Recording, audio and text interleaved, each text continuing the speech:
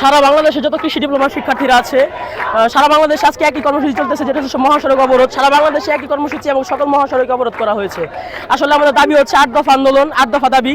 প্রথম যে দাবিটি সেটা হচ্ছে আমাদের উচ্চশিক্ষার অধিকার দিতে হবে। কৃষি ডিপ্লোমার জন্য বাংলাদেশে কোনো উচ্চশিক্ষার অধিকার, যেমন বিএসসির অধিকার নাই, বিএসসির কোনো সুযোগই নাই।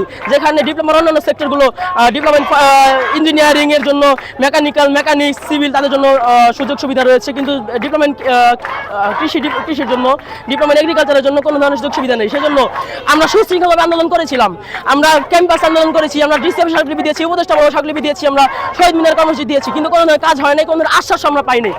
সব মশার বিরুদ্ধে সুরক্ষা দিতে এলো বসুন্ধরা এক্সট্রিম অ্যারোসল, মশার বিরুদ্ধে এক্সট্রিম সুরক্ষা। আমরা পরবর্তীতে আমাদের যতক্ষণ পর্যন্ত এই দাবিগুলো না মানবে, আমাদের যে উচ্চশিক্ষার অধিকার এটা না দিবে, আমরা কোনোভাবে এই কর্মসূচি থেকে সরে যাব না।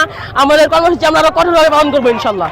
তারা নিয়োগ প্রত্যেক বছর হয় না, আমাদের দীর্ঘমেয়াদী নিয়োগ হয়। দেখা যায় যে 4 বছর, 5 বছর, 3 বছর এইরকম। তো দেখা যাচ্ছে যে আমরা এখান থেকে পড়ালেখা করে 4 বছর মেয়াদী, 4 বছর পর যখন বের হই, তখন আমরা নিয়োগের অভাবে পড়ালেখাও করতে, চাকরিও করতে পারি না, আর আমরা উচ্চশিক্ষার জন্য কোনো ভার্সিটিতে পড়ালেখাও করতে পারি না। এই দাবি রয়েছে, এই দাবিগুলো অনেকদিন যাবত তারা শুধু আমাদেরকে আশ্বাস প্রদান করছে মানবে, বাট এখন পর্যন্ত তার কোনো নমুনা আমরা দেখতে পাইনি। আমরা 18টি এটিআই বাধ্য হয়েছি আজকে রাস্তায় নামতে, কারণ তারা প্রতিবার আমাদেরকে শুধু আশ্বাস দিচ্ছে, আজ পর্যন্ত কোনো প্রজ্ঞাপন জারি করেনি।